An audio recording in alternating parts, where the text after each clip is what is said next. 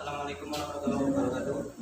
Waalaikumsalam warahmatullahi wabarakatuh. Izin memperkenalkan diri, nama saya Abdillah Darmawan dengan NPM 18 selaku moderator dan anggota kelompok saya Krisna Pangestu NPM 091 Aminul Amalia dengan NPM 087 Risti Wulandari dengan NPM 097 Redinda Plastika Ayuni dengan NPM 171 Siva Aprilia Putri NPM 173 dan Septidian Saputri dengan NPM 072. Pada pertemuan kali ini, kelompok kami akan mempresentasikan hasil kerja kelompok kami yang membahas analisis rencana pelaksanaan pembelajaran atau RPP PKN kelas 3 Sekolah Dasar A13. Materi pertama akan dimulai oleh saya dulu.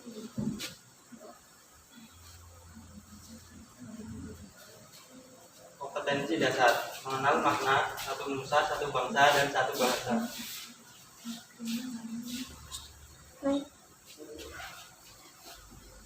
Tujuan pembelajaran yang pertama, siswa dapat mengetahui sejarah perjuangan Indonesia.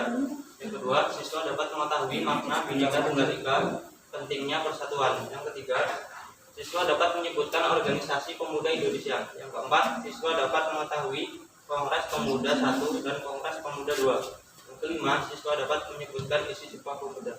Pada presentator selanjutnya dipersilakan.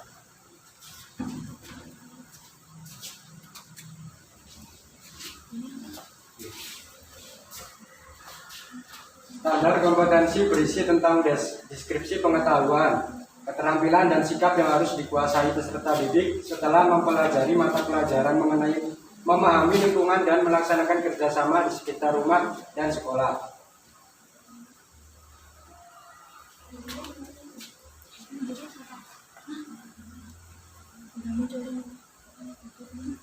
Kompetensi dasar berisi tentang pengetahuan,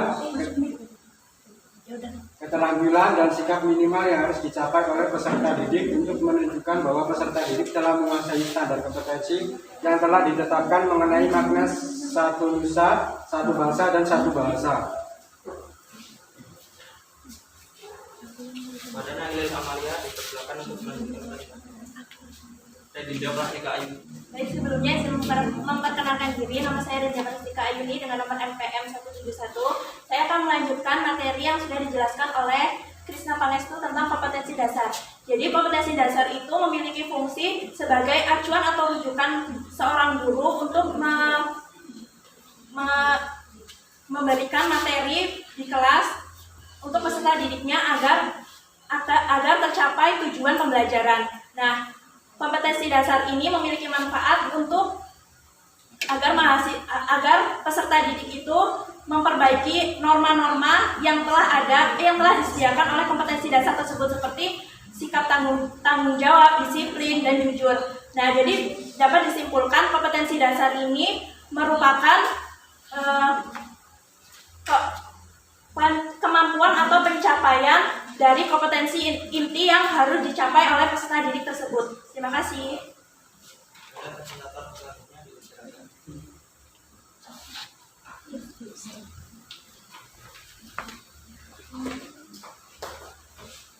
Baik, sebelumnya izin memperkenalkan diri, nama saya Risti Wulandari NPM 097. Selanjutnya materi pada RPP yang sudah kita kerjakan mengenal makna satu nusa, satu bangsa, dan satu bahasa. Makna satu nusa sendiri seperti yang sudah kita bahas sebelumnya, nusa berarti pulau, namun jika dimaknai secara keseluruhan, makna satu nusa adalah satu tanah air.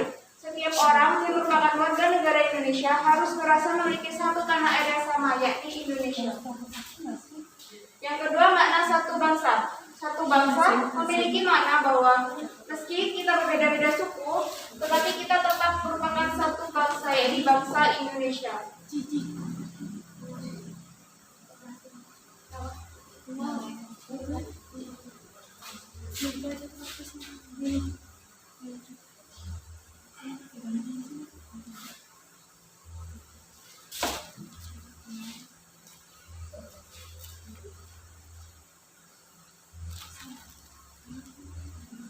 Yang selanjutnya mengenai makna satu bahasa. Setelah Setelah terdiri dari beragam suku, Indonesia juga memiliki banyak bahasa daerah. Hampir setiap suku dan setiap daerah memiliki bahasa masing-masing. Namun meski berbeda-beda, kita tetap bisa berkomunikasi dengan menggunakan bahasa Indonesia. Jika diartikan secara langsung, satu bisa berarti satu pulau. Terima kasih. Saudara presentator selanjutnya dipersilakan melanjutkan presentasi. Selanjutnya indikator yang pertama mengenai sejarah perjuangan Indonesia. Sejarah adalah bagian dari proses mengenal diri sendiri, asal muasal dan segala sesuatu di sekitar kita. Belajar sejarah lebih dari sekadar mengetahui tanggal, bulan, dan tahun sebuah peristiwa. Namun, kita akan mendapat manfaat berharga jika mampu menggali esensi dan makna di balik peristiwa sejarah. Masa depan Indonesia bergantung pada pemahaman generasi muda. Maka mengetahui sejarah bangsa termasuk upaya memajukan bangsa dan negara di masa mendatang. Dengan mempelajari sejarah, maka peserta didik akan lebih mengenal diri sendiri serta asal-muasal bangsa negara untuk melanjutkan perjuangan yang telah diperjuangkan pahlawan Indonesia. Yang kedua yaitu mengetahui makna Bhinneka Tunggal Ika, pentingnya persatuan. Bhinneka Tunggal Ika disebut sebagai ikrar pemersatu bangsa yang menggetarkan jiwa.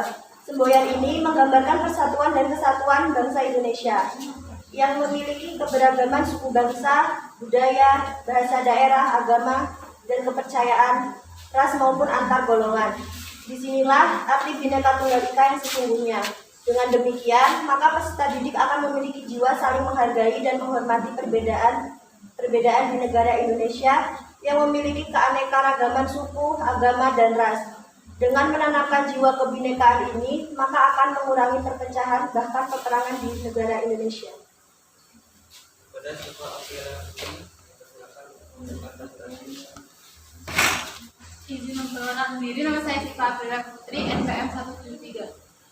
Tiga menyebutkan Organisasi Pemuda Indonesia Jong Java berdiri 7 Maret 1915 dengan nama Tri Korodarmo, 3 Tujuan Mulia, Jung Sumatranen Bon berdiri 9 Desember 1917, Jong Minahasa berdiri 25 April 1919, Jong Ambon berdiri 9 Mei 1920, Paguyuban Pasundan. Dengan demikian, maka peserta didik dapat mengetahui bahwa dari zaman dahulu pemuda-pemudi Indonesia telah bersatu untuk tetap mengokohkan negara Indonesia. Yang keempat, mengetahui Kongres Pemuda 1 dan Kongres Pemuda 2. Dengan mengetahui Kongres Pemuda 1 dan 2, maka peserta didik akan lebih memahami arti perjuangan para pahlawan. Yang kelima, isi Sumpah Pemuda. Dengan isi pemuda ini, maka peserta didik akan dapat mendalami setiap makna dan menanamkan isi Sumpah Pemuda ini dalam jiwa setiap peserta didik. Pada sesi yang ini dipersilakan. Izin memperkenalkan diri, nama saya Septidian Saputri, NPM 072. Pendekatan dan metode pembelajaran. Adapun wujud operasional dari model pembelajaran Scientific learning adalah adanya penyelidikan ilmiah. Penyelidikan ilmiah ini didefinisikan sebagai usaha sistematik untuk mendapatkan jawaban atas masalah atau pertanyaan. Dengan demikian, ciri khas model pembelajaran Scientific learning adalah adanya pemecahan masalah melalui penalaran dan pengamatan. Sedangkan metode pembelajaran menggunakan penugasan, tanya jawab, dan diskusi. Sekian, terima kasih. Saya kembalikan kepada moderator. Sekian presentasi dari kelompok kami. Jika kelompok kami ada salah kata, kami mohon maaf. Kepada Allah kami mohon ampun. Akhiri, assalamualaikum warahmatullahi wabarakatuh. Waalaikumsalam warahmatullahi wabarakatuh.